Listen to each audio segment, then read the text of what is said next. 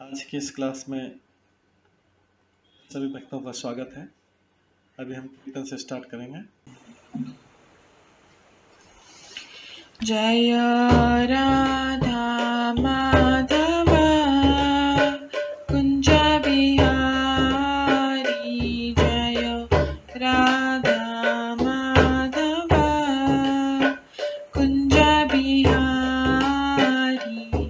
जय गोपीजन वल्लभ गिरिवर धारी, जय गोपीजन वल्लभ गिरिवर धारी, यशोदानंदन व्रज जनरंजन, यशोदानंदन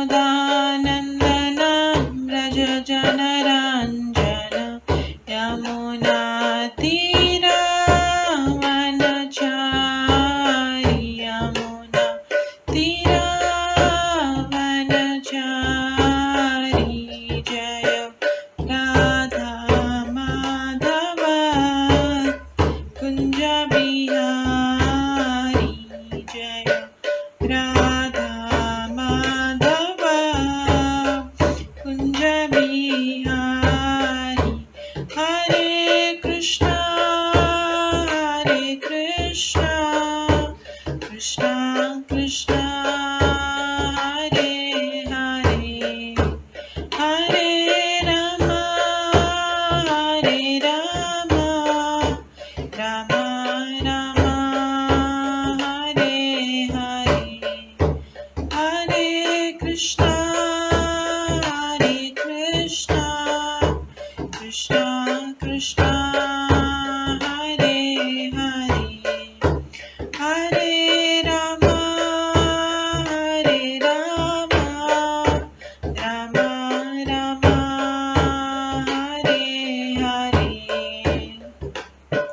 हरे कृष्णा कृष्णा कृष्णा हरे हरे, हरे राम राम राम हरे हरे, हरे कृष्णा कृष्णा कृष्णा हरे हरे, हरे राम राम राम हरे हरे, हरे कृष्णा कृष्णा कृष्णा हरे हरे, हरे राम राम राम हरे हरे, हरे कृष्णा कृष्णा कृष्णा हरे हरे, हरे राम राम राम हरे हरे, हरे कृष्णा कृष्णा कृष्णा हरे हरे, हरे राम राम राम हरे हरे, जय राधा माधव राधे, जय राधा गोविंद राधे, जय गौरनिताय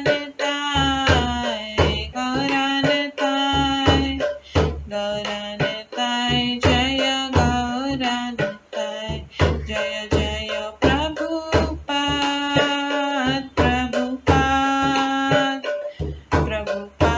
जय जय प्रभुपाद, जय जय गुरुदेव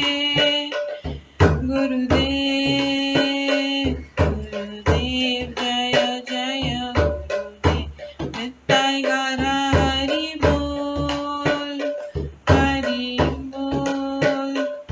हरि बोल नित्य गौर हरि बोल।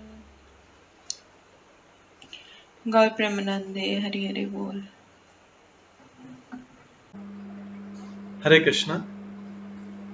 आज की इस क्लास में सभी भक्तों का स्वागत है।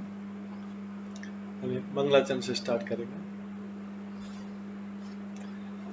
ॐ अज्ञानतिमिरन्धस्य ज्ञानाञ्जनशलाकया चक्षुरुन्मिलितं येन तस्मै श्रीगुरुवे नमः। श्रीचैतन्यमनोभीष्टं स्थापितं येन भूतले स्वयं रूप कदा मह्यं ददाति स्वपदान्तिकम्। वन्देऽहं श्रीगुरो श्रीयुतपदकमलं श्रीगुरुं वैष्णवांश्च श्रीरूपं साग्रजातं सहगण रघुनाथान्वितं तं सजीवं साद्वैतं सावधूतं परिजनसहितं कृष्णचैतन्यदेवं श्रीराधाकृष्णपादान् सहगण ललिता श्रीविशाखान्वितांश्च नमो विष्णुपदाय कृष्णपृष्ठाय भूतले श्रीमते भक्तिवेदान्त स्वामिन्निति नामिने। नमस्ते सरस्वती देवे गौरवाणी प्रचारिणे निर्विशेष शून्यवादी पाश्चात्य देशतारिणे।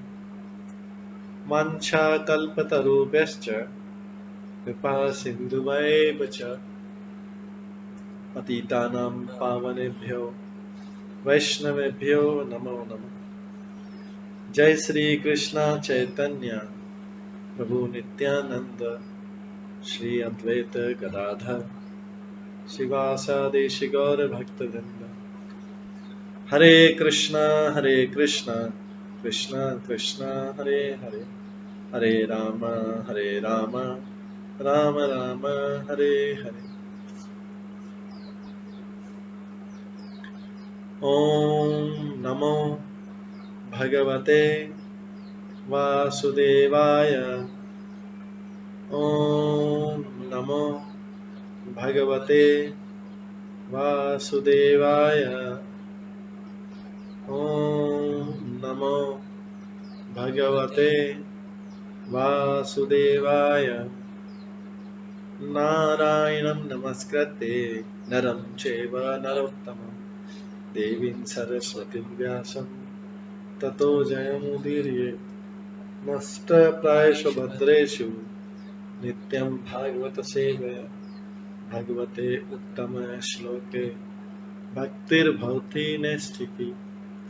कृष्णाय वासुदेवाय देवकी नंदनाय च नन्दगोपकुमाराय गोविन्दाय नमो नमः।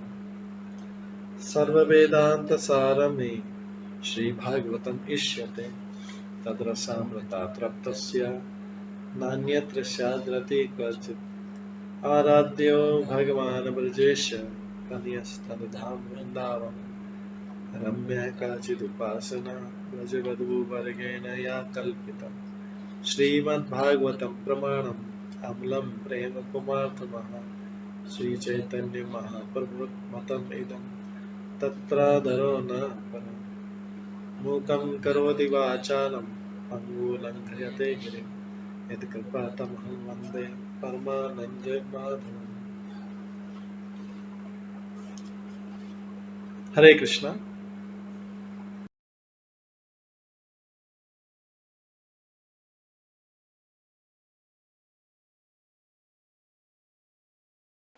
हरे कृष्णा। आज की इस क्लास में सभी भक्तों का स्वागत है। कल हम श्रवण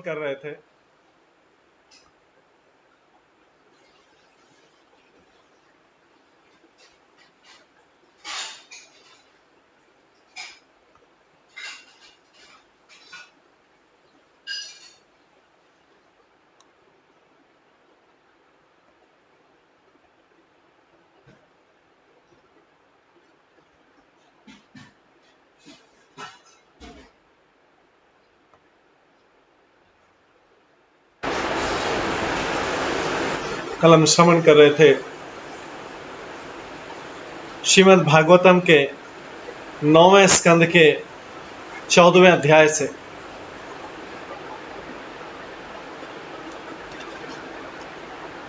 जिसमें जिस अध्याय का नाम है पुनर्वा का उर्वशी पर मोहित होना। कल हमने श्रवण किया था कि किस तरह से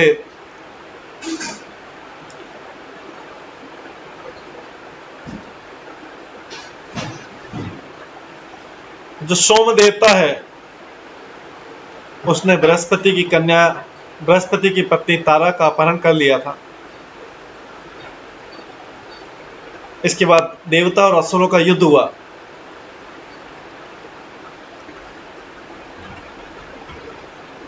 और उस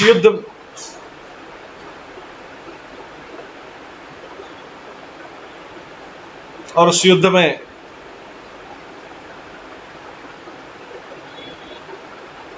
तीनों लोगों को जीत लेने के बाद सोम ने राजसूय नामक महायुद्ध संपन्न किया।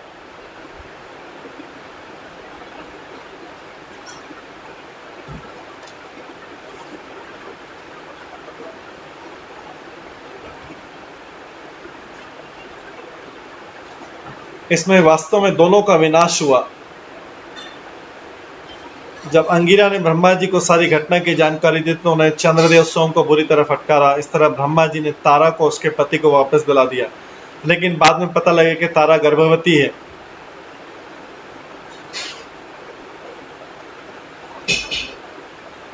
आगे बताते हैं, 10वें श्लोक में आ रहा है, तत्याज वृणीता तारा कुमारम कनक प्रभम स्पृहम आंगिरस चक्रे कुमारे सोमे एव च।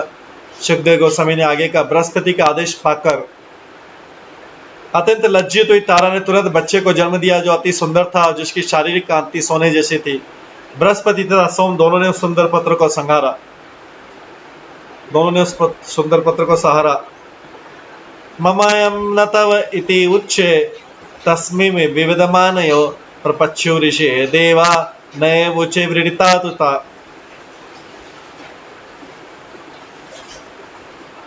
फिर बृहस्पति और सोम के बीच झगड़ा होने लगा, क्योंकि दोनों दावा कर रहे थे कि यह पुत्र मेरा है, तुम्हारा नहीं है। वहां पर उपस्थित सारे ऋषियों तथा देवताओं ने तारा से पूछा कि नवजात शिशु वास्तव में किसका है, किंतु ये लजाई हुई इसका कारण तुरंत कुछ भी उत्तर नहीं दे पाई। तारा लजाई हुई थी, इसका कारण तुरंत कुछ भी उत्तर दे नहीं पाई। कुमार मात्रम प्राह कुपित अलिक लज्जया किम न वचसी असत व्रते आत्मवद्यम वदाशु। तब बालक अत्यंत क्रुद्ध हुआ और उसने अपनी माता से तुरंत सच बताने को बोला। बालक ने बोला, माता सच बताओ, हे दुराचारिणी, तुम्हारे द्वारा ये लज्जा निरर्थक है। तुम अपने दोष को स्वीकार क्यों नहीं कर लेती हो? तुम मुझसे अपने दोषी आचरण के विषय में बतलाओ। तो अभी बालक स्वयं बोला, जब माता नहीं बोल पाई कि किसका बालक है। तो बालक अत्यंत क्रुद्ध और उसने अपनी माता से तुरंत सच बताने के लिए बोला, हे दुराचारिणी, तुम्हारे द्वारा ये लज्जा निरर्थक है। तुम अपने दोष को, अभी ये लज्जा किस काम की? जब बालक उत्पन्न हो गया तो लज्जा किस काम की है? तुम्हारे द्वारा लज्जा निरर्थक, तुम अपने दोष को स्वीकार क्यों नहीं कर लेती है? तो मुझे अपने दोषी आचरण के विषय में बतलाओ। ब्रह्माताम रहायु समप्राक्षित सांत्वयन सोमस्य इतिहास शनके सोम तम तावत अग्रहित। तत्पश्चात ब्रह्मा जी तारा को एकांत में ले गए और सांत्वना देने के बाद वास्तव में पूछा, ये पुत्र किसका है? तो तारा ने धीमे से उत्तर दिया, पुत्र सोम का है। तब चंद्रदेव सोम ने तुरंत उस बालक को स्वीकार कर लिया।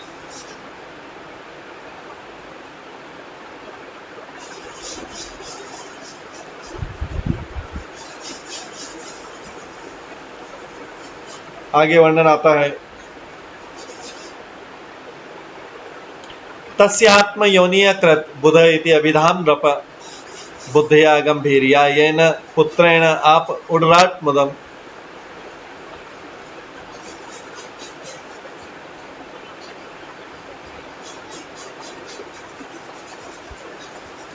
हे महाराज परीक्षित, जब ब्रह्मा जी ने देखा कि बालक अत्यधिक बुद्धिमान है तो उन्होंने उसका नाम बुध रख दिया।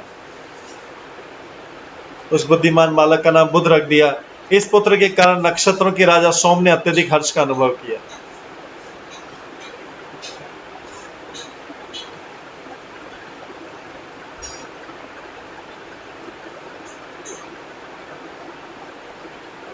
आगे बताते हैं, ततः पुरुर्वा यज्ञे इलायाम्य उद्याहत तस्य रूप गुणौदार्य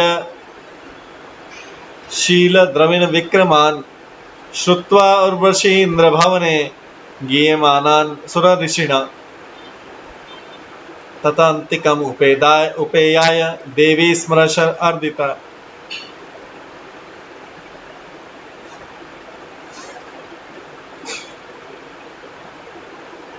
तत्पश्चात इला के गर्भ से बुध को पुरुरवा नाम की पुत्र की प्राप्ति हुई।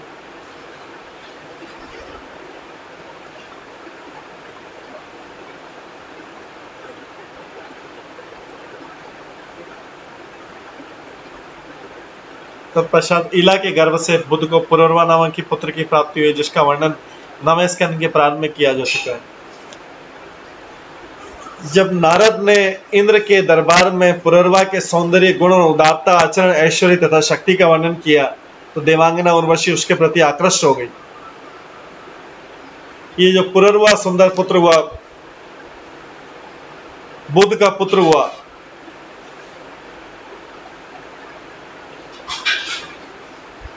जब नारद ने इंद्र के दरबार में पुरुरवा के सौंदर्य, गुण, उदारता, आचरण, ऐश्वर्य तथा शक्ति का वर्णन किया स्वर्ग में, तो देवांगना उर्वशा उसके प्रति आकृष्ट हो गई। वो कामदेव के बाणों से बीतकर उसके पास पहुंची।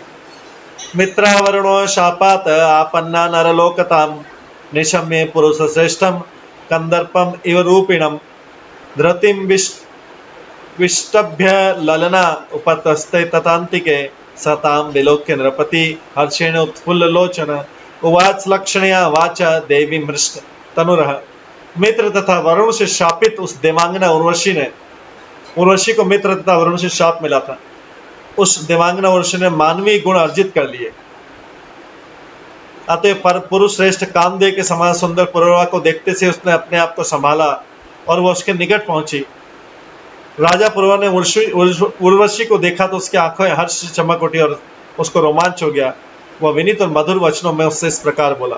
श्री राजो वाचा स्वागतम ते वरारोह आस्यातम करवास किम संगमस्व मया साकम रतिनो शाश्वती सम। राजा पुरुरवा ने कहा है, श्रेष्ठ सुंदरी तुम्हारा स्वागत है, कृपा करके यहाँ बैठो और बताओ कि मैं तुम्हारे लिए क्या कर सकता हूँ। हम दोनों सुखपूर्वक दंपति जीवन व्यतीत करें।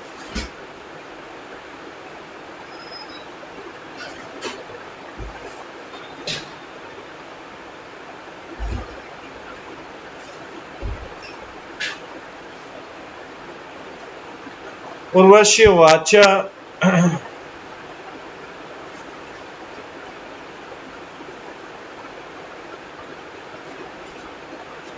कस्या त्वयि न सज्जेत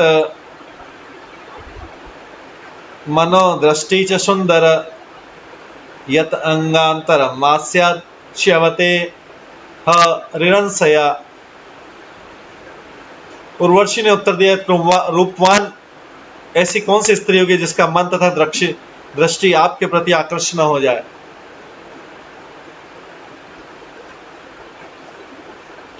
यदि कोई स्त्री आपकी शरण ले तो आपसे रमण किए बिना नहीं रह सकती।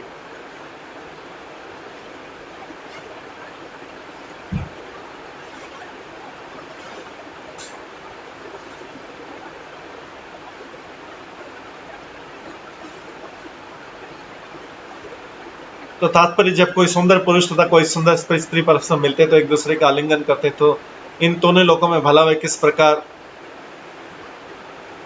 मैथुन के संबंध से बच सकते हैं। इसलिए श्रीमद् भागवतम को कथन यन मैथुन आदि ग्रह मेदी सुखम तुच्छम।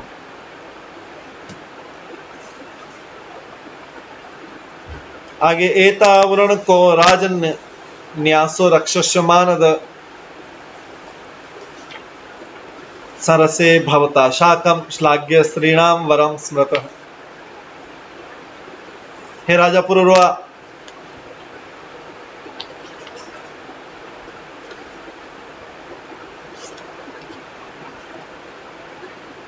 आप इन दोनों मेमनों को शरण दे, क्योंकि ये भी मेरे साथ गिर गए हैं स्वर्गलोक से।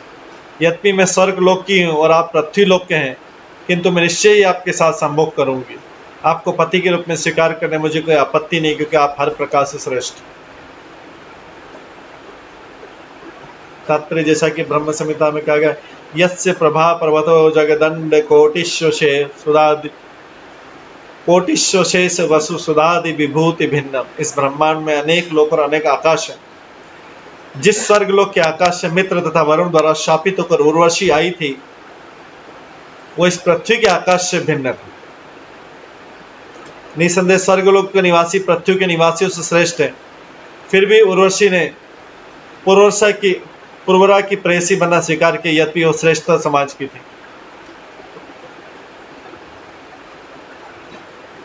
यदि स्त्री को उत्तम गुणों वाला कोई पुरुष मिल जाए तो वो उसे पति के रूप में स्वीकार कर सकती है।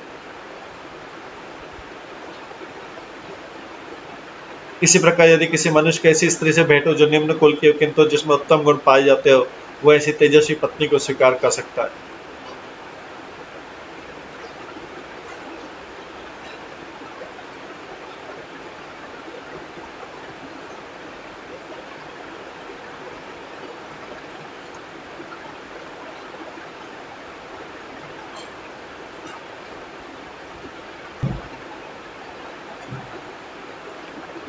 घृतम में वीर भक्ष्यम स्यात् न इक्षेत्वान्यत्र। घृतम में वीर भक्ष्यम स्यात् न इक्षेत्वा अन्यत्र मैथुनात्।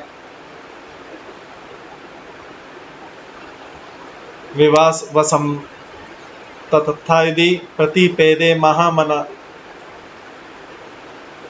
तो उर्वशी कहती है यहाँ पे कि मैं केवल घी की बनी वस्तुएं खाऊंगी और आपको मैथुन के समय के अतिरिक्त अन्य किसी समय नग्न नहीं देखना चाहूंगी। विशाल हृदय पुरवरा ने इन प्रस्तावों को स्वीकार कर दिया। अहो रूपम अहो भाव नरलोक विमोहनम पन सेवते मनुज देवीम त्वाम स्वयं आगतम। पुरवरा ने कहा, सुंदरी तुम्हारा सौंदर्य अद्भुत है और तुम्हारी भाव भंगिमा भी अद्भुत है। निसंदेह तुम सारे मानव समाज के लिए आकर्षक हो। अतः क्योंकि तुम स्वेच्छा से स्वर्गलोक से आई हो, तो भला इस पृथ्वीलोक पर ऐसा कौन होगा जो तुम जैसी देवी की सेवा करने के लिए तैयार नहीं हो। तो ये सारा वर्णन आ रहा है इस भौतिक जगत में जो होता है और किस तरह से व्यक्ति का पतन होता है, वो सारा वर्णन इसमें आ रहा है। तो उर्वशी के तात्पर्य में प्रभुपाद बताते हैं कि उर्वशी के वचनों से ऐसा प्रतीत होता था कि स्वर्गलोक में खाने रहने, आचार व्यवहार तथा बोलने का स्तर इस धरालोक से भिन्न है। स्वर्गलोक के वासी मांस तथा अंडे जैसी घृणित वस्तु नहीं खाते, वे केवल घी से बनी वस्तुएं खाते हैं। न ही वे पुरुष या स्त्रियों को रति क्रीड़ा के अतिरिक्त अन्य समय नग्न देखने के इच्छुक रहते हैं।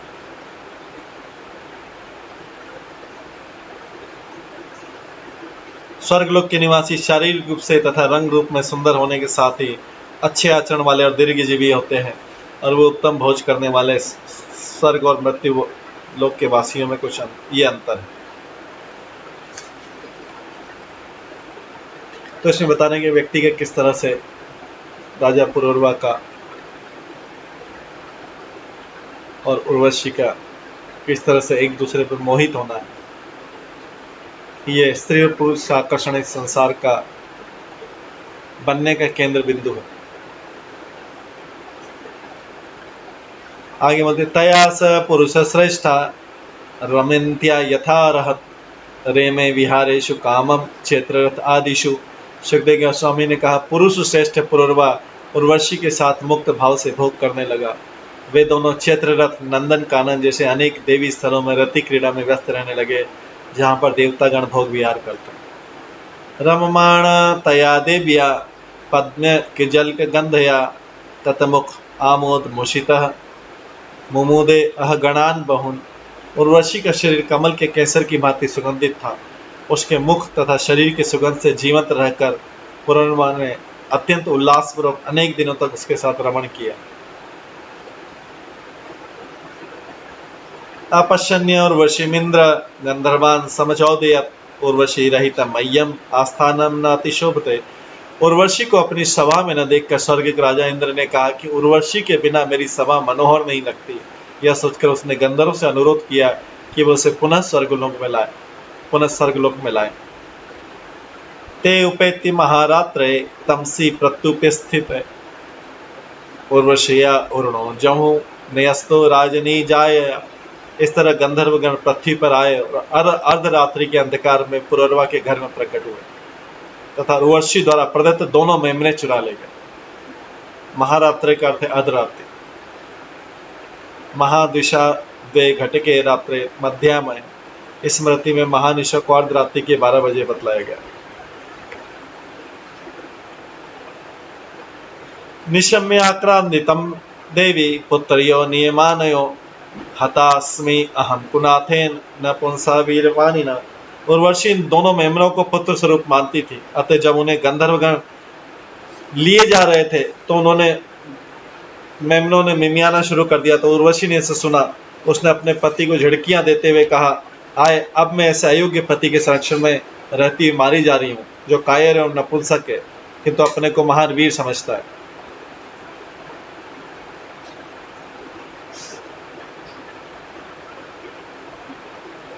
यत विश्रम्भात अहम नष्टा रतपत्या च दस्युभिः यह शेते निशि संत्रस्त यथा नारी दिवा पुमान। चूंकि मैं उस अपने पति पर आश्रित थी, अतः लुटेरों ने मुझसे मेरे दोनों पुत्रवत मेमनों को छीन लिया और अब तक मैं लुट गई। मेरा पति रात्रि में डर के मारे उसी तरह सो रहा जैसे कोई स्त्री हो, यद्यपि दिन में वो पुरुष प्रतीत होता। इति वाक् सायके विद्ध प्रतोत्तरे इव कुंजर निशि निस्त्रिशम ताद्यात् विवस्त्र अभ्यद्रवत करुषा। उर्वशी के कर्कश शब्दों से आहत होने के कारण उसी तरह से अत्यधिक क्रोध हो गया जिस तरह से हाथी महावत द्वारा अंकुश गड़ा देने से होता है। वो बिना उचित वस्त्र पहने हाथ में तलवार लेकर मेमना चुराने वाले गंधर्वों का पीछा करते हुए निर्वस्त्र बाहर चला गया। ते विसर्ज्य उर्णो तत्र व्यद्योतंत स्म विद्युत आदाय में श्वायांतम नग्नम एक्शत सा पति। उन दोनों मेमनों को छोड़कर गंधर्वगण बिजली के समान प्रकाशमान उठे जिससे पुरर्वा का घर प्रकाशित उठा। तब उर्वशी ने देखा कि उसका पति दोनों मेमनों को हाथ में लिए लौट आया किंतु वह निर्वस्त्र है, अतः उसने उसका परित्याग कर दिया क्योंकि उर्वशी ने ये प्रतिज्ञा ली थी पुरर्वा से कि वो उसको निर्वस्त्र नहीं देखेगी। एल अपि शयने जायाम अपश्यन विमना इव तत्चित्त विहल शोचन बभ्राम उन्मत्त महिम। उर्वशी को अपने बिस्तर पर न देखकर पुरर्वा अत्यधिक व्यथित हो उठा। उसके प्रति अत्यधिक आसक्ति के कारण वह मन में क्षुब्ध था। तत्पश्चात विलाप करते हुए पागल की तरह सारी पृथ्वी में विचरने लगा। तो भौतिक आसक्ति किस प्रकार की होती है इसका वर्णन आ रहा है। सताम वीक्ष्य कुरुक्षेत्रे सरस्वत्याम च तत सखी पंच प्रहष्ट वदना प्राह सुक्तम पुरुर्वा। एक बार विश्व का भ्रमण करते हुए पुरुर्वा ने उर्वशी को उसकी 5 सखियों सहित सरस्वती के नदी के तट पर कुरुक्षेत्र में देखा। प्रसन्न मुख होकर वो उससे मधुर शब्दों में इस प्रकार बोला, अहो जाय तिष्ठा तिष्ठा घोरे न त्युक्तम अर्हसि माम तम अद्यापि अवृत अनिर्वत्य वांछासि कृणवावह। हे पत्नी क्रूर है के क्रूर, हे प्रिय पत्नी है क्रूर, जरा ठहरो। मैं जानता हूँ कि अभी तक मैं तुम्हें कभी भी सुखी नहीं बना पाया, किंतु तुम्हें इस कारण से मेरा परित्याग नहीं करना चाहिए, ये तुम्हारे लिए उचित नहीं है। मान लो कि तुम मेरा साथ छोड़ने का निश्चय कर चुकी हो, किंतु तो भी आओ कुछ क्षण बैठकर बातें तो करें। सुदे अयम पतति अत्र देवी दूरम भ्रतत्वया खादन्ति एनम ब्रकागृद्धा तत्प्रसादस्य न आस्पदम। हे देवी, चूंकि तुमने मुझे अस्वीकार कर दिया है, अतः मेरा यह सुंदर शरीर यहीं धराशायी हो जाएगा, और चूंकि मैं तुम्हारे सुख के अनुकूल नहीं हूं, इसलिए इसे लोमड़ियां तथा गिद्ध खा जाएंगे। उर्वशी वाच मामृथा पुरुषासि त्वं मास्म त्वा अद्युब्रका। उर्वशी बोलती, मामृथा पुरुषासि त्वं मास्म त्वा अद्युब्रका इमे क्वापि सख्यम नवे स्त्रीणां प्रकाराणां हृदयं यथा। उर्वशी ने कहा, राजन तुम पुरुष हो, वीर हो, अधीर मत हो और अपने प्राणों को मत त्यागो, गंभीर बनो, लोमड़ियों की भांति अपने इंद्रियों के वश में मत हो, तुम लोमड़ियों का भोजन ही मत बनो। दूसरे शब्दों में तुम्हें अपनी इंद्रियों के प्रति वशीभूत नहीं होना चाहिए। प्रत्युत तुम्हें स्त्री के हृदय को लोमड़ी जैसा जानना चाहिए। स्त्रियों से मित्रता करने से कोई लाभ नहीं होता।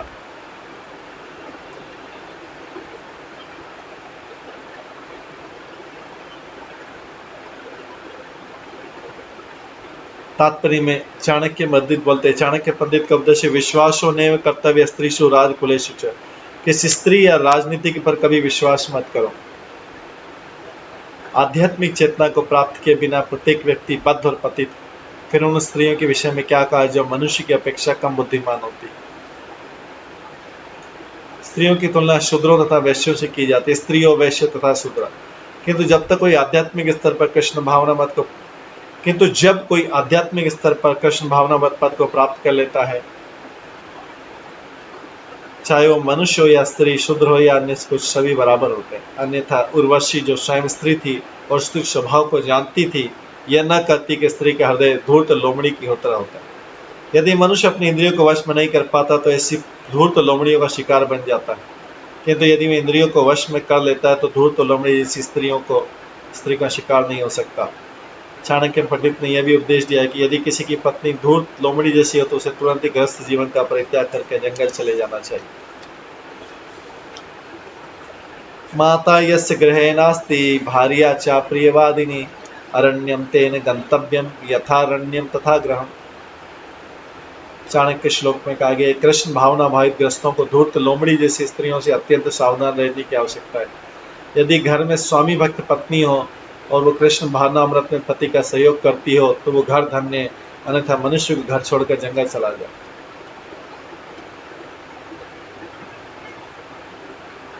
हित्वात्मपातम गृहमंदकूपम वनम गतो यद्गरिमाश्रये।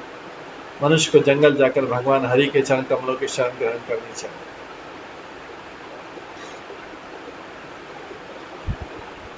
श्रियो हि अकरुणा क्रूरा दुर्मर्षा प्रिय साहसा घ्नन्ति अल्प अर्थे अपि विश्रद्धम पतिम भ्रात्रम अप्युत। स्त्रियों की जाति करुणा विहीन तथा चालाक होती। वे थोड़ा सा भी अपमान सहन नहीं कर सकती। वे अपने आनंद के लिए कुछ भी अधर्म कर सकती है। अतः वे तो अपने आज्ञाकारी पति या भाई तक का भी वध करते हुए नहीं डरती।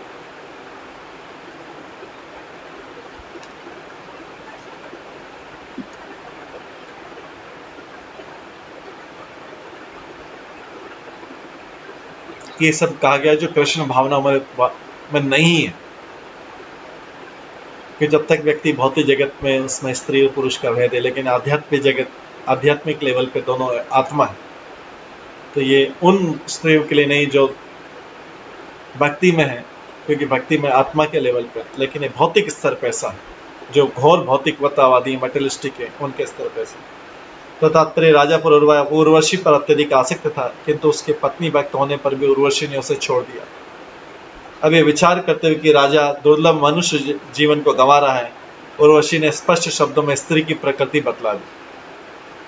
स्त्री अपनी प्रकृति वश थोड़े से भी अपराध पर अपने पति का न केवल परित्याग अभी उसकी हत्या भी कर देती। यही नहीं, वह अपने भाई को भी मार सकती। यह स्त्री की प्रकृति। अतः इस जगत में जब तक स्त्री को सती तथा पति परायण होने का प्रशिक्षण नहीं दिया जाता, तब तक समाज में न तो शांति हो सकती न संपन्नता। विधाय अलिका विश्रम्भम अज्ञेषु तक्तसो हृदा नवम अभिपश्यन्त्य पुंशल्यस्य स्वेरवृत्तय। स्त्रियां पुरुषों द्वारा आसानी से ठग ली जाती हैं। अतः दूषित स्त्रियां अपने शुभेच्छुक पुरुष की मित्रता छोड़कर मूर्खों से झूठी दोस्ती स्थापित कर लेती है। दरअसल वे एक के बाद एक नित्य नए मित्रों की खोज में रहती है। चूंकि स्त्रियां आसानी से ठग ली जाती है, अतः मनु संहिता का आदेश है कि स्त्री को स्वतंत्रता न दी जाए। स्त्री की रक्षा के लिए उसके पिता, पति या बड़े पुत्र द्वारा की जानी चाहिए। यदि स्त्रियों को पुरुषों के साथ समान रूप से मिलने की छूट दे रहे, जैसा कि आजकल दावा करती हैं, तो वे अपने सतीत्व को बनाए नहीं रह सकते। जैसा कि उर्वशी बयान करती कि स्त्री का स्वभाव है पुरुष से झूठी मित्रता स्थापित करना और एक के बाद एक दूसरा पुरुष संगी खोजते रहना, भले उसे अपने शुभ चिंतक को छोड़ना क्यों न पड़े।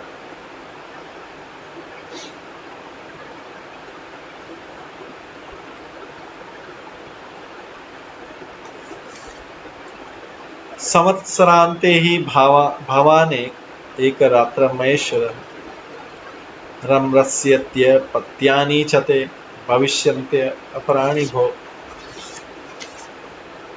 हे राजा, तुम हर एक साल के बाद केवल एक रात के लिए मेरे साथ पति रूप में रमण कर सकोगे। इस तरह तुम्हें एक एक करके अन्य संतानें भी मिलती रहे। यद्यपि उर्वशी ने स्त्री स्वभाव को विपरीत ढंग का बतलाया था, किंतु महाराज पुरोरा उस पर अत्यधिक अनुरक्त था, अतः उसने राजा को एक कुछ छूट देनी चाहिए। इस तरह उसने हर वर्ष के अंत में केवल एक रात्रि के लिए उसकी पत्नी बनना स्वीकार कर लिया।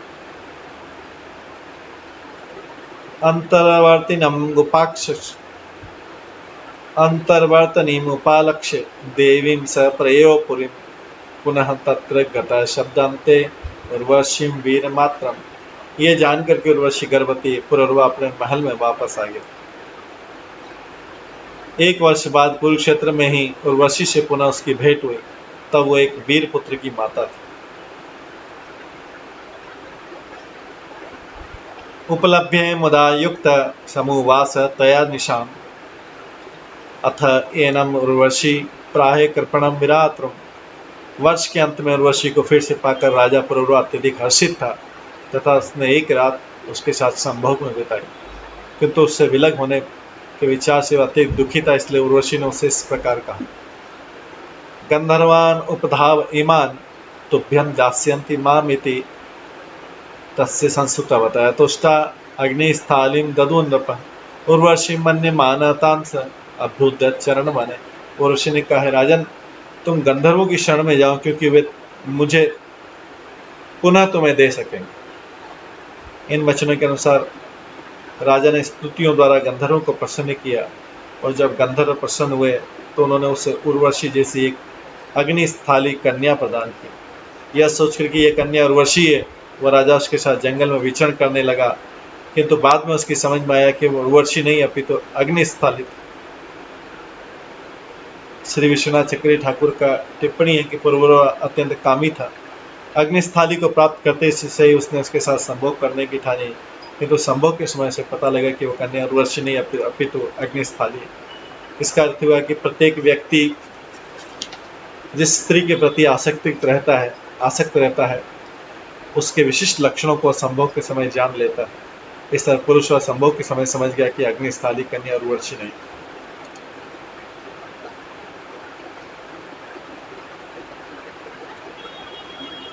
स्थालिन्यस्य वने गत्वा गृहान् आद्यते निशि त्रेतायां प्रवृत्त्यां मनसि त्रयी अवर्तत। तब राजा पुरर्वा ने अग्निस्थाली को जंगल में छोड़ दिया और स्वयं घर वापस चलाया। उसने रात भर उर्वशी का ध्यान किया। उसके ध्यान करते करते ही त्रेता युग का शुभारंभ हो गया। ये सत्युग की घटना थी। अतः वेद त्रयी के सारे सिद्धांत, जिनमें सबल कर्मों की पूर्ति के लिए यज्ञ करने की विधियां भी सम्मिलित थी, उसके हृदय के भीतर प्रकट हुआ। तात्पर्य कहा गया कि त्रेतायाम यजतो मखे, यदि त्रेता युग में कोई यज्ञ करता है तो उसे उन यज्ञों का फल प्राप्त होता है। विशेष रूप से यदि कोई विष्णु यज्ञ करे तो उसे भगवान के चरण कमल तक प्राप्त हो सके। यज्ञ के द्वारा त्रेता युग में यज्ञ प्राप्ति की विधि।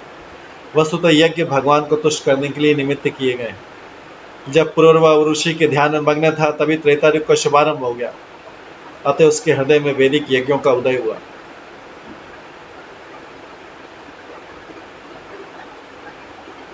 किंतु पुरर्वा भौतिकवादी था। विशेष रूप से वह तो इंद्रिय भोग में रुचि रखता था। इंद्रिय भोग के लिए किए जाने वाले यज्ञ कर्मकांडी यज्ञ कहलाते हैं।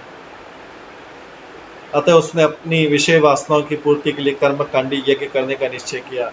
दूसरे शब्दों में कर्मकांडी यज्ञ कामी पुरुष के निमित्त है, जबकि यज्ञ भगवान को प्रसन्न करने के लिए। कलयुग में भगवान को प्रसन्न करने के लिए संकीर्तन यज्ञ की संस्तुति की गई। यज्ञ संकीर्तन प्राय यजंती सुमेधश। जो लोग बुद्धिमान हैं केवल वे अपनी भौतिक तथा आध्यात्मिक इच्छाओं की पूर्ति के लिए संकीर्तन यज्ञ करते हैं, किंतु जो इंद्रिय भोगों के लिए कामी हैं वे कर्मकांडी यज्ञ करते हैं।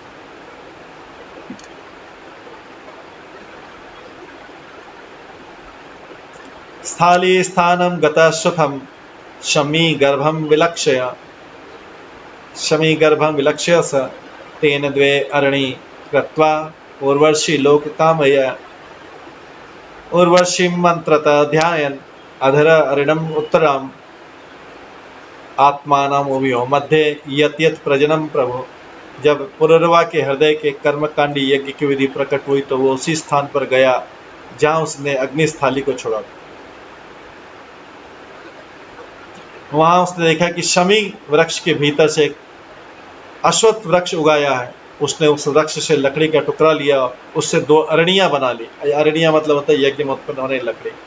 उसने उर्वशी के रहने वाले लोक में जाने की इच्छा से निचली अरणी में उर्वशी का और ऊपरी अरणी में अपना ध्यान तथा बीच में काष्ठ में अपने पुत्र का ध्यान करते मंत्रोच्चारण किया। इस तरह वो अग्नि प्रज्वलित करने लगा।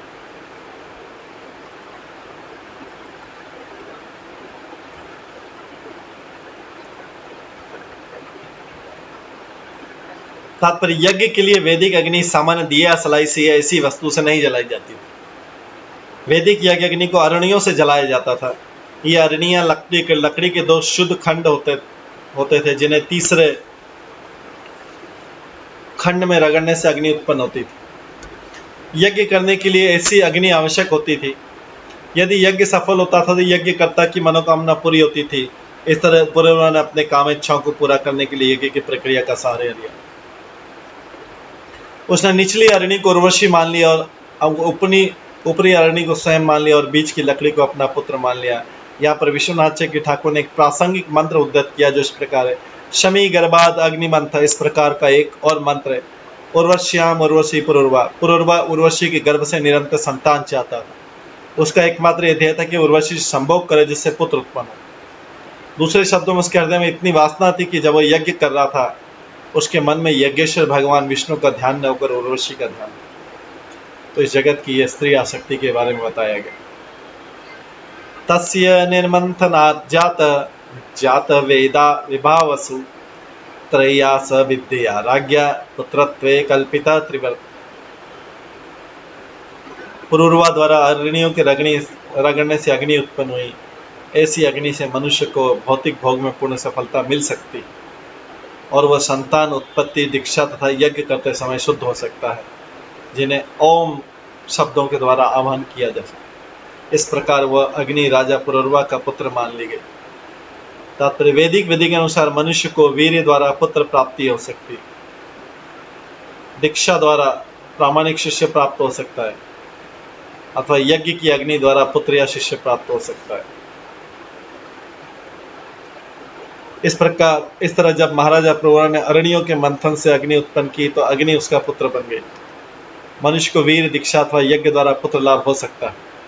ओंकार या प्रणव वैदिक मंत्र में 3 अक्षर ओम होते हैं जो इन तीनों विधियों का आह्वान कर सकते हैं। अतः निर्मंथनाज्यात शब्द बतलाते कि अरणियों के रगड़ने से पुत्र उत्पन्न है। तेन अयजत यज्ञेशम भगवंतम अदोक्षजम उर्वशी लोकम अन्विच्छन सर्वदेवमयम हरि। उर्वशी लोक जाने के इच्छुक पुरुरवा ने उस अग्नि के द्वारा एक यज्ञ किया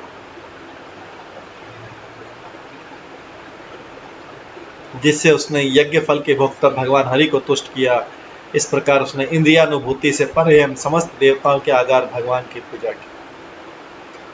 तात्पर्य भगवद गीता में आता है, भोक्ताराम यज्ञ तपसाम सर्वलोका महेश्वर। चाहे जिस लोक को भी जाने की इच्छा की जाए वह यज्ञ के भोक्ता भगवान की संपत्ति। यज्ञ का उद्देश्य भगवान को तुष्ट करना है। इस युग में जैसा हमने कई बार बताया कि भगवान को तुष्ट करने के लिए एकमात्र यज्ञ हरे कृष्ण महामंत्र का संकीर्तन करना। भगवान के तुष्ट होने पर भौतिक या आध्यात्मिक कोई भी इच्छा पूरी की जा सकती है। भगवद गीता का भी एक कथन है, यज्ञात परवर्ती यज्ञात भवति पर्जन्य। भगवान विष्णु को यज्ञ अर्पित करने से पर्याप्त वर्षा होती है। पर्याप्त वर्षा होने से भूमि से सभी कुछ उत्पन्न हो सकता है। तब भूमि का समुचित उपयोग हो सकता है जिससे जीवन की सभी आवश्यकताएं पूरी की जा सकती। यथा अन्न, फूल, फल तथा तरकारी। भौतिक संपत्ति की सारी वस्तुएं भूमि से उत्पन्न होती है, अतः उसे सर्व काम दुघामयी कहा गया। यज्ञ संपन्न करने पर सभी कुछ संभव, अतः पुरुरवा ने भौतिक वस्तु चाहकर भी भगवान को प्रसन्न के लिए यथार्थ में यज्ञ संपन्न किया। भगवान अदोक्ष हैं तो पुरुरवा तथा अन्य सबों की वे पुरुरवा तथा अन्य सबों की अनुभूति के परे। फलस्वरूप जीव को अपनी इच्छा पूर्ति करने के लिए कोई न कोई यज्ञ करना ही होता है। मानव समाज में यज्ञ तभी संभव है जब समाज वर्णाश्रम धर्म द्वारा 4 वर्णों तथा 4 आश्रमों में विभाजित हो। ऐसे विधान के बिना कोई यज्ञ नहीं कर सकता, और यज्ञ संपन्न किए बिना चाहे कितनी योजनाएं क्यों न बना ली जाए, मानव समाज कभी सुखी नहीं हो सकता। अतः हर एक को यज्ञ संपन्न करने के लिए प्रोत्साहित किया जाना चाहिए। इस कलयुग में जिस यज्ञ की संस्तुति की गई वह संकीर्तन, जो हरे कृष्ण महामंत्र का व्यक्तिगत या सामूहिक कीर्तन, इससे मानव समाज की सारी आवश्यकताएं पूरी हो सके। एक एव पुरावेद प्रणव सर्ववाक्मय देव नारायण अन्य एकाग्नि वर्ण एवच। प्रथम युग सतयुग में सारे वैदिक मंत्र एक ही मंत्र प्रणव में सम्मिलित है, जो सारे वैदिक मंत्र का मूल है। दूसरे शब्दों में अथर्ववेद ही समस्त वैदिक ज्ञान का स्रोत। तो पहले अथर्ववेद ही था। भगवान नारायण ही एकमात्र आराध्य थे और देवताओं की पूजा की संस्तुति नहीं की जाती थी। देवताओं की पूजा उस समय नहीं होती थी सतयुग में। अग्नि केवल एक ही थी और मानव समाज में केवल एक वर्ण था जो हंस कहलाता था। तो एक ही सब लोग नारायण को ही मानते थे।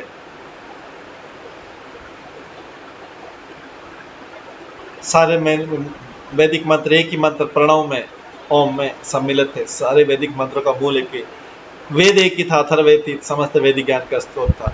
भगवान नारायण एकमात्र आराध्य थे और देवताओं की पूजा की रिकमेंडेशन नहीं की जाती थी। अग्नि केवल एक थी और मानव समाज में केवल एक वर्ण था जो हंस कहलाता। अभी जैसे 4 वर्ण।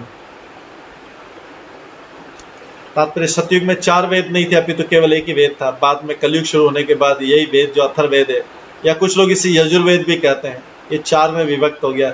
साम, यजुर, रग तथा अथर्व। सतयुग में केवल ओंकार एक ही मंत्र था। यही ओंकार नाम हरे कृष्ण महामंत्र में प्रकट हुआ कलयुग में। जब तो कोई ब्राह्मण न हो वो ओंकार का उच्चारण नहीं कर सकता और वांछित फल नहीं पी सकता, किंतु कलयुग में तो सभी लोग शूद्र हैं, ब्राह्मण नहीं, अतः प्रणव या ओंकार उच्चारण करने के अयोग्य हैं। फलतः शास्त्रों ने हरे कृष्ण मंत्र महामंत्र करने की स्तुति की। ओंकार एक मंत्र या महामंत्र, हरे कृष्ण ही महामंत्र है। ओंकार के उच्चारण का उद्देश्य भगवान वासुदेव को संबोधित करना है, ओम नमो भगवते वासुदेवाय, और हरे कृष्ण मंत्र का उच्चारण करने का भी यही उद्देश्य। हरे का अर्थ है भगवान की शक्ति, कृष्ण का अर्थ है कृष्ण, हरे का अर्थ है भगवान की शक्ति, तथा राम का अर्थ है परम भक्ता परमेश्वर। एकमात्र आराध्य भगवान हरि हैं जो वेदों के गंतव्य। वेदेश सर्वे अहम वे वेद्य। देवताओं की पूजा करके मनुष्य भगवान के विभिन्न अंशों की पूजा करता है।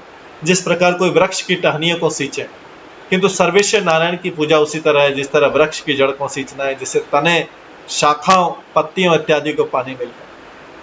सतयुग में लोगों को पता था कि मात्र नारायण की पूजा करके जीवन की आवश्यकताएं कैसे पूरी की जा सकती है। वही उद्देश्य इस कलयुग में हरे कृष्ण महामंत्र के कीर्तन से पूरा किया जा सकता है। जैसा कि भागवत में निर्दिष्ट है, कीर्तनादेव कृष्ण से मुक्त संग परम रजेत। हरे कृष्ण महामंत्र के उच्चारण मात्र से मनुष्य भाव बंधन से छूट जाता है, भगवत धाम वापस जाने का पात्र बनता है।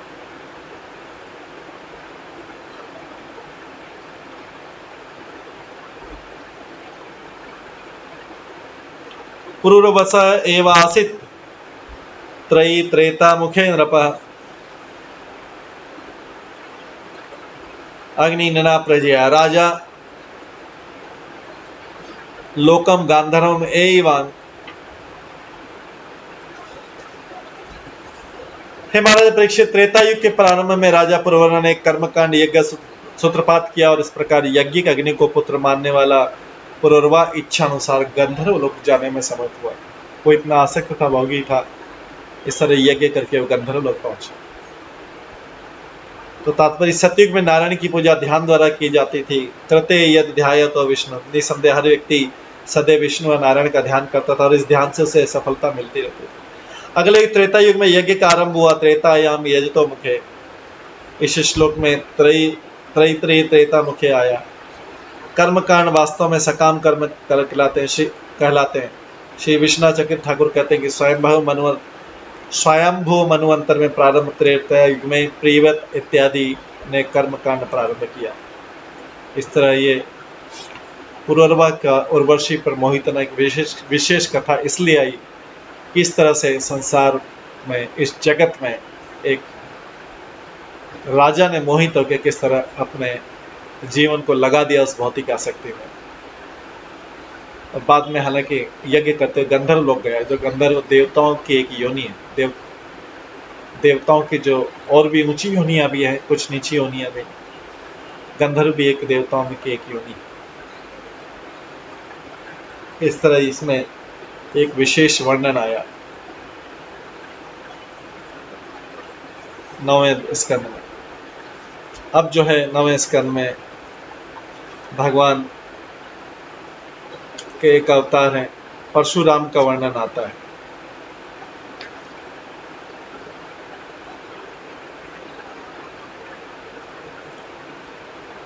तो जो अगला अध्याय 15वां अध्याय वो भगवान के योद्धा परशुराम का वर्णन।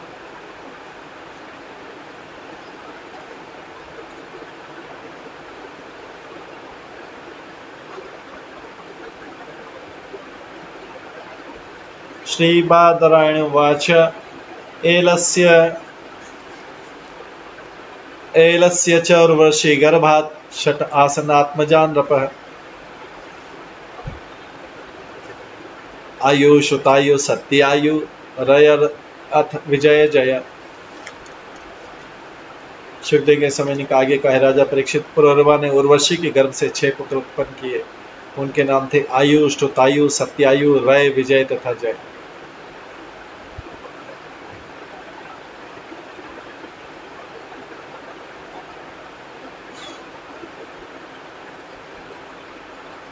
श्रुतायो वसुमान पुत्र सत्यायो च श्रुतंजय रयस्य सुत एक च जयस्य तनयामित् भीमा तु विजयस्य अथ कांचन होत्रक तथा तस्य जन्य सुत गंगाम गंडूशीकृत्य यह अपव्यत।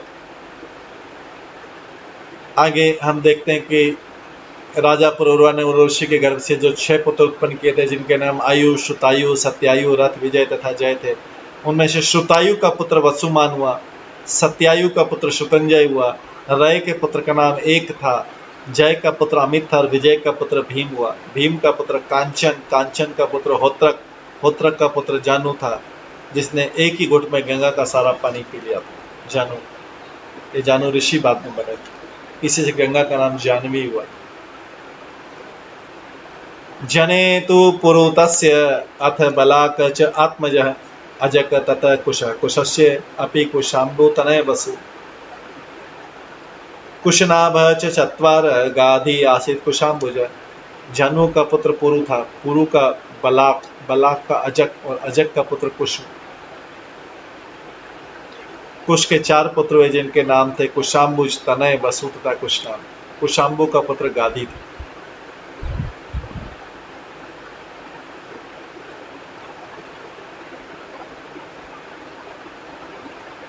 तस्य सत्यवतीं कन्यां ऋचिक अयाचत द्विज वरम विसदृशं मत्वा गाधी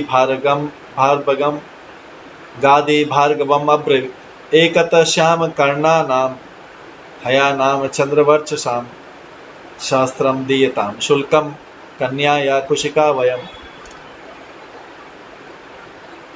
गाधी की एक पुत्री थी जिसका नाम सत्यवती था।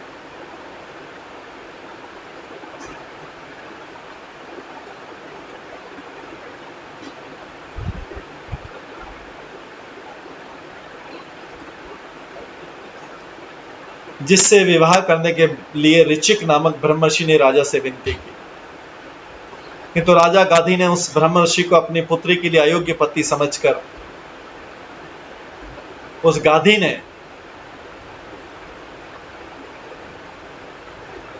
गादी की पुत्री थी जिसका नाम सत्यवती था, जिससे विवाह करने के लिए ऋचिक नामक ब्रह्म ऋषि ने राजा से विनती की, किंतु राजा गादी ने उस ब्रह्म ऋषि को अपनी पुत्री के लिए अयोग्य पति समझकर उससे कहा, महोदय मैं कुशवंशी हूँ, चूंकि हम लोग राजसी क्षत्रिय हैं, अतः आपको मेरी पुत्री के लिए कुछ दहेज देना होगा। अतः आप कम से कम 1000 ऐसे घोड़े लाएं जो चांदनी की तरह उज्ज्वल हो और जिनके एक कान दायां या बायां काला हो। इस तरीके की अद्भुत जो है याचना की। तात्पर्य, राजा गादी का पुत्र विश्वामित्र हुआ, जो ब्राह्मण तथा क्षत्रिय का मिश्रित रूप कहा जाता है।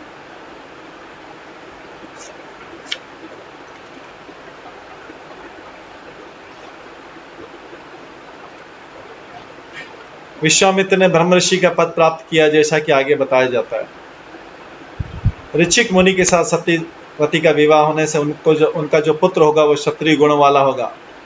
राजा गादी ने कहा कि वह अपनी पुत्री की शादी ऋचिक ब्राह्मण से तभी कर सकेगा जब उसकी एक असाधारण मांग पूरी हो जाए। इति उक्त तथा मतम ज्ञात्वा गतः स वरुणान्तिकम् आनीय दत्वा तानश्वान उपयेमे वरानना। जब राजा गादी ने मांग प्रस्तुत की तो महर्षि ऋचिक को राजा के मन की बात समझ में आ गई, अतः वह वरुण देव के पास गया और वहां से गादी द्वारा मांगे गए 1000 घोड़े ले आया। इन घोड़ों को भेंट करके मुनि ने राजा की ये अद्भुत घोड़े लेके आए और इन घोड़ों को भेंट करके मुनि ने राजा की सुंदर पुत्री के साथ विवाह कर दिया। स ऋषि प्रार्थित पत्न्या शश्वा च पत्य कामेया श्रपयित्वा उभये मंत्रे चरुम स्नातुम गत मुनि। तत्पश्चात ऋचिक मुनि की पत्नी तथा सास दोनों ने पुत्र की इच्छा से मुनि से प्रार्थना की।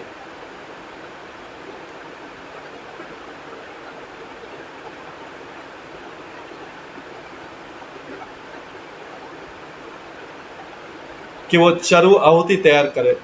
तब मुनि ने अपनी पत्नी के लिए एक ब्राह्मण मंत्र से एक चरु और एक क्षत्रिय मंत्र से अपनी सास के लिए एक अन्य चरु तैयार किया। फिर वो स्नान करने चला गया। तावत् सत्यवती मात्रा स्वचरुम याचिता सती श्रेष्ठम मत्वा तयाच्छत मात्रे मातु अदत् स्वयं। इसी भी सत्यवती की माता ने सोचा कि उसकी पुत्री के लिए तैयार की गई चरु अवश्य श्रेष्ठ होगी, इसलिए उसने अपनी पुत्री से वह चरु मांग ली। सत्यवती ने वह चरु अपनी माता को दे दी वो आहुति और स्वयं अपनी माता की चरु खा ली।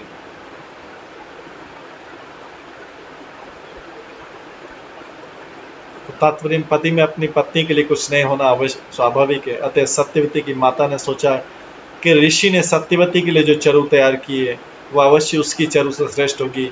फलतः ऋचिक की अनुपस्थिति में माता ने सत्यव्रती से श्रेष्ठ चरु लेकर खा ली। चरु मतलब वो आहुति जो खीर।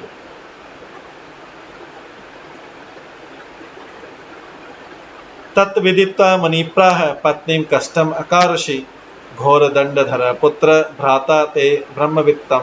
जब ऋषि ऋचिक स्नान करके घर लौटे और उन्हें पता लगा कि उनकी अनुपस्थिति में क्या घटना घटी, तो उन्होंने अपनी पत्नी सत्यवती से कहा, तुमने बहुत बड़ी भूल की। तुम्हारा पुत्र कट्टर क्षत्रिय होगा जो हरेक को दंड दे सकेगा और तुम्हारा भाई आध्यात्म विद्या का पंडित होगा। तात्पर्य, वही ब्राह्मण योग्य कहलाता है जो अपने इंद्रिय तथा मन को वश में रख सकता है, जो आध्यात्म विद्या का पंडित और सहिष्णु तथा क्षमावान हो। किंतु क्षत्रिय वही योग्य जो अपराधी को कड़ा से कड़ा दंड दे। चूंकि सत्यवती ने अपनी चरु न खाकर अपनी माता की चरु खा ली थी, अतः उससे जो पुत्र होगा वह क्षत्रियों से क्षत्रिय गुणों से संपन्न होगा। यह अवांछनीय था। सामान्यतः ब्राह्मण का पुत्र ब्राह्मणों के गुणों वाला होना चाहिए, किंतु यदि वह क्षत्रिय की भांति खूंखार हो जाए तो उसका नामकरण भगवद गीता में 4 वर्णों के अनुसार होता है। चातुर्वर्ण्यम मया सृष्टम गुण कर्म विभागशः।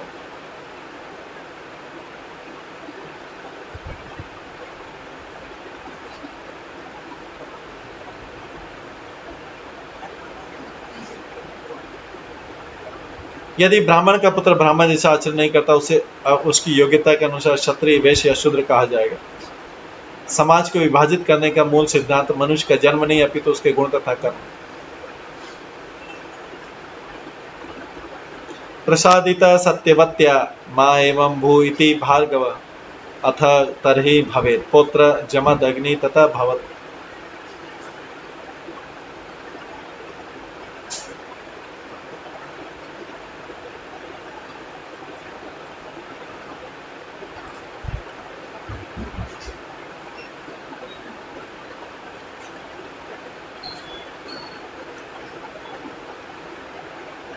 आगे आते हैं प्रसादितः सत्यवत्या माँ एवं भू इति भार्गवः अथ तर्हि भवेत् पुत्र जमदग्नि तथा अभवत्। किंतु सत्यवती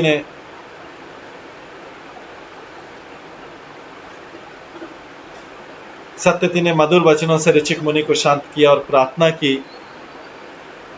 कि उसका पुत्र क्षत्रिय की तरह भयंकर ना हो। ऋचिक मुनि ने उत्तर दिया तो तुम्हारा पुत्र क्षत्रिय गुण वाला होगा। इस प्रकार सत्यवती के पुत्र रूप में जमदग्नि का जन्म हुआ।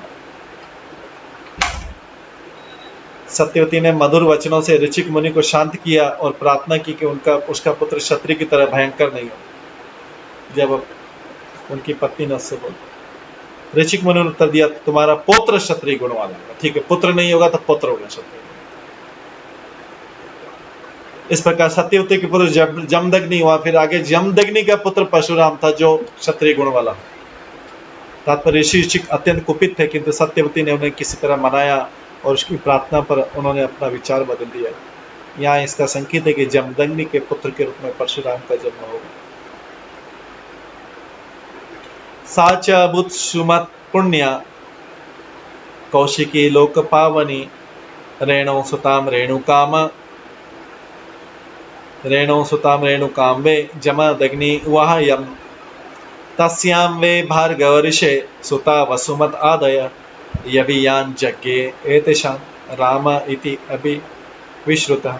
बाद में सत्यवती समस्त संसार को पवित्र करने वाली कौशिकी नामक पुण्य नदी बन गई और उनके पुत्र जमदग्नि ने रेणु की पुत्री रेणुका से विवाह किया। जमदग्नि के वीर से रेणुका के कुक्षी से वसुमान इत्यादि कई पुत्र हुए, जिनमें से राम या परशुराम सबसे छोटा था।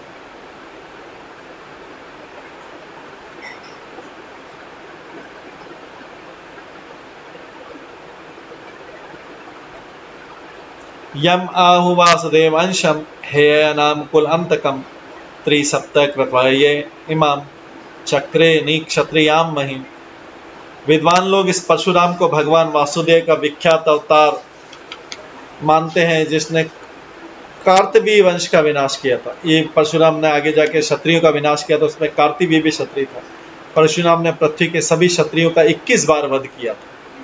इस प्रकार ये भगवान का योद्धा अवतार परशुराम का वर्णन इसमें आता है। द्रप्तम क्षत्रम भुव भारम अभ्रमण्यम अनिनशत रजतम व्रतम अहन फाल्गुनी अपि कृते अंसी।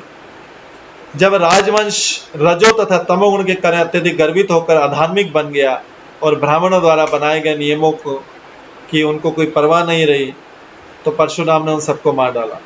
यद्यपि उनके अपराध बहुत बड़े न थे, किंतु धरती का भार कम करने के लिए उन्होंने मार डाला। परशुराम ने जब राजवंश क्षत्रिय लोग बहुत ज्यादा गर्वित हो गए तो और सब राजा अधार्मिक बनने लगे, तो परशुराम ने उनका भार कम करने के लिए उन्हें मार डाला। तात्पर्य क्षत्रियों या शासक वर्ग को महान ब्राह्मणों तथा साधु पुरुषों द्वारा बनाए गए विधि विधानों के अनुसार विश्व पर शासन करना चाहिए। जो ही शासक वर्ग धार्मिक नियमों की अवहेलना करने लगते हैं, तो ही वह पृथ्वी के लिए भार बन जाता है। जैसा कि यहाँ पर कहा गया, रजस तमो व्रतम भारम अब्रह्मण्य। जब शासक वर्ग रजो तथा तमोगुण से प्रभावित हो जाता है, तो विश्व के लिए भार बन जाता है और तब उसे महती शक्ति द्वारा विनष्ट किया जाना चाहिए। हम आधुनिक इतिहास में स्पष्ट देख सकते हैं कि राजतंत्रों को विभिन्न क्रांतियों ने विनष्ट किया, किंतु दुर्भाग्यवश राजतंत्रों के विनाश के बाद तृतीय तथा चतुर्थ श्रेणी के व्यक्तित्व का प्रभुत्व समाप्त हो। यद्यपि राजतंत्रों को रजो तथा तमोगुण ने परास्त किया और विश्व से उनका लोप हो गया, किंतु विश्व के वासी अब भी दुखी हैं, क्योंकि यद्यपि इन राजाओं के गुण तमोगुण के कारण क्षीण हो गए, इनका स्थान व्यापारी तथा श्रमिक वर्गों ने ले लिया, जो और भी गिरे हुए हैं। जब सरकार को मार्गदर्शन ब्राह्मण या ईश्वर भक्त लोग करते हैं, तभी लोग वास्तव में सुखी रह सकते हैं। अतः प्राचीन काल में जब शासक वर्ग रजो तथा तमोगुण के स्तर पर पतित हो गया, तो परशुराम जैसे क्षत्रिय तुल्य ब्राह्मणों ने उनका 21 बार वध किया।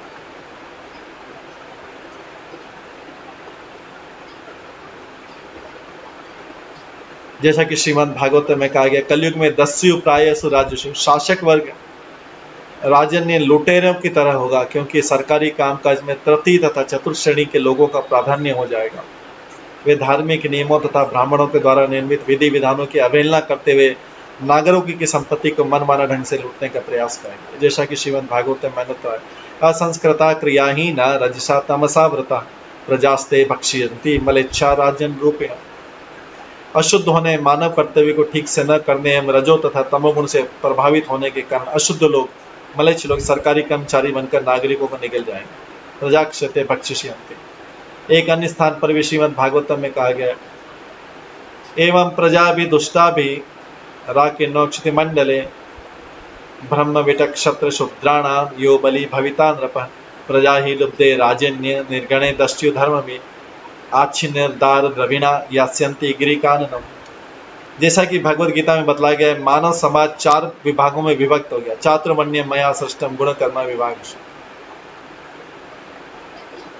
किंतु यदि इस प्रणाली की अवहेलना की जाती है और समाज के गुण एवं विभागों पर ध्यान नहीं दिया जाता, तो इसका परिणाम होगा ब्रह्म विटक क्षत्र शूद्राणाम यो बलि भाविता नृप, अर्थात ब्राह्मण क्षत्रिय वैश्य तथा शूद्र की तथाकथित जाति प्रथा निरर्थक होगी।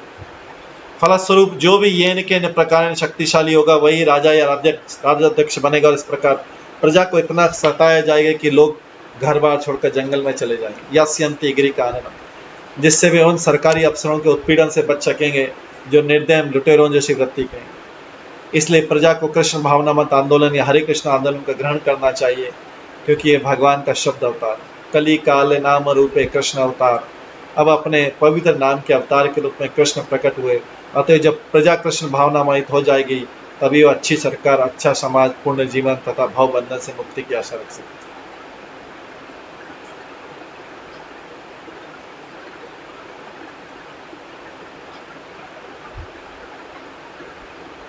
श्री राजोवाच, इसके बाद परीक्षित महाराज बोलते हैं,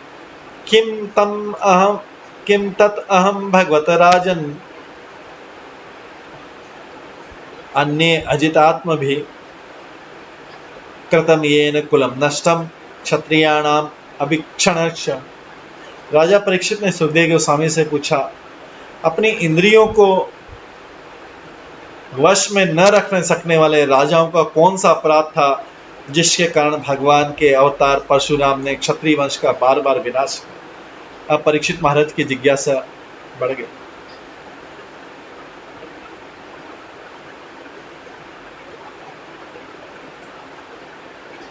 परीक्षित महाराज सुखदेव गोस्वामी से पूछते हैं, अपनी इंद्रियों को वश में न रख सकने वाले राजाओं का कौन सा अपराध था जिसके कारण भगवान के अवतार परशुराम ने क्षत्रिय वंश का बारंबार विनाश किया।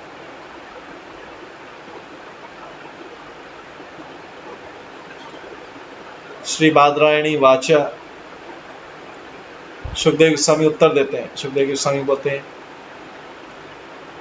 हे यानाम अधिपति अर्जुन क्षत्रिय वृषभ दत्तम नारायण अंशंशम आराध्य परिक्रम भी बाहुन 10 शतम लेभे दुर्दस्तम अरातिषु अव्यात इंद्रिय योज श्री तेज वीर यश बलम योगैश्वरतम ऐश्वर्यम गुणा यत्र अणिमादय चचार अव्याय गति लोकेशु पवन यथा।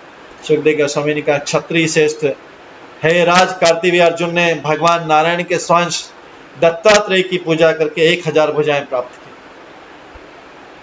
सुखदेव गोस्वामी अभी वर्णन करते हैं कि क्योंकि परीक्षित महाराज ने पूछा कि भगवान के अवतार परशुराम ने क्षत्रिय वंश का बारंबार विनाश क्यों किया।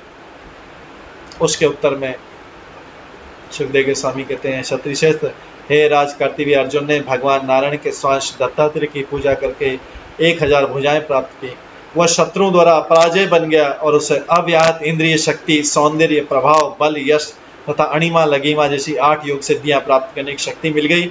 इस तरह पूर्ण ऐश्वर्यशाली बने और सारे संसार में वायु की तरह बिना रोक टोक के घूमने लगे।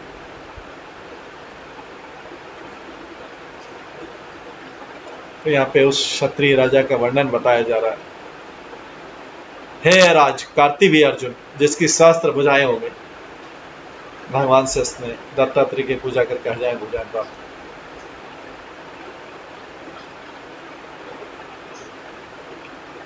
यहां से उसका वर्णन आगे होगा कि उसको कैसा गर्व से शक्तिशाली हो गया था और आगे क्या क्या क्रिया करता है, जिसके कारण, इसके कार्यों के कारण, इस प्रकार के कार्यों के कारण परशुराम जी क्षत्रियों का विनाश करने पर तुलते हैं, क्षत्रियों का विनाश करने के लिए बाध्य होते। ये इस हे राज कार्तिवीय अर्जुन, जिसकी सहस्त्र भुजाएं थी और जो अपराजय बन गया था, जिसको कोई पराजित नहीं कर सकता था, उसका इंद्रिय शक्ति, प्रभाव, बल, यश, अणिमा, लगिमा, उसमें शक्तियां भी थी सारी। इस तरह पूर्ण ऐश्वर्यशाली बनकर सारे संसार में वायु की तरफ बिना रोक टोक के घूमने लगा। इसके बाद आगे कैसे होता है वो अभी हम कल की क्लास में श्रवण करेंगे। आज समय होने वाला, इसको यहीं पे विराम देते हैं। हरे कृष्णा। सभी भक्तों का बहुत बहुत धन्यवाद। सभी भक्तों के लिए एक बार हरे कृष्ण महामंत्र का जप करते हैं। हरे कृष्णा कृष्णा कृष्णा हरे हरे, हरे राम राम राम हरे हरे। हरे कृष्ण।